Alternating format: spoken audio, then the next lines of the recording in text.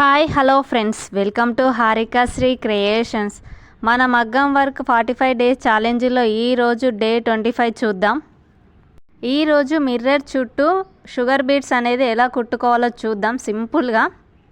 ముందుగా ఈ ఛానల్ ఎవరైతే ఫస్ట్ టైం చూస్తున్నారో ప్లీజ్ సబ్స్క్రైబ్ చేసుకోండి.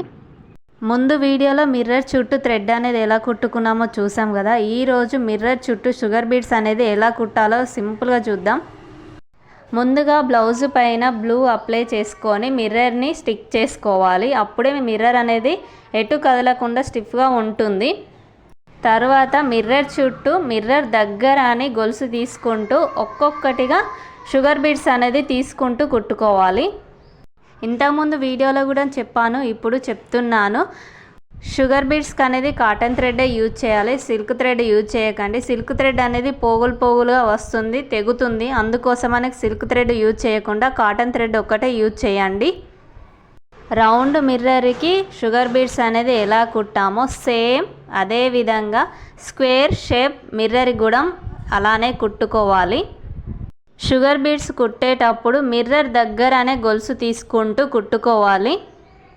మిర్రర్ పైన థ్రెడ్ వర్క్ వేసుకోకుండా ఇలా కుట్టుకుంటే లుకింగ్గా ఉంటుంది. అందుకోసమని ఇలా ప్రాక్టీస్ చేయండి. మీ బ్లౌజ్ పైన కూడా ఇలాగే వేసుకోండి, బాగుంటుంది.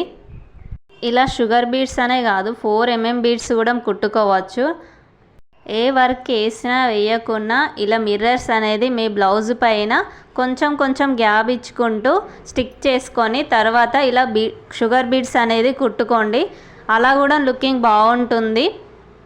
ఇలా షుగర్ బీడ్స్ కుట్టుకున్న తర్వాత ముడి అనేది 1-2 సార్లు చెక్ చేసుకోండి, లేదంటే షుగర్ బీడ్స్ అన్నీ ఊడిపోతాయి. ముడి వేసుకున్న తర్వాత ఒక్కసారి బ్లూ అనేది అప్లై చేసుకోండి, అప్పుడు స్టిఫ్గా ఉంటుంది, ముడి అనేది ఊడకుండా. ఇలా 1-2 సార్లు ప్రాక్టీస్ చేసినాక మీ బ్లౌజ్ పైన వేసుకోండి. నా వీడియో కనుక మీకు నచ్చినట్టయితే ప్లీజ్ లైక్, షేర్, సబ్స్క్రైబ్ చేసుకోండి, కామెంట్ కూడా చేయండి.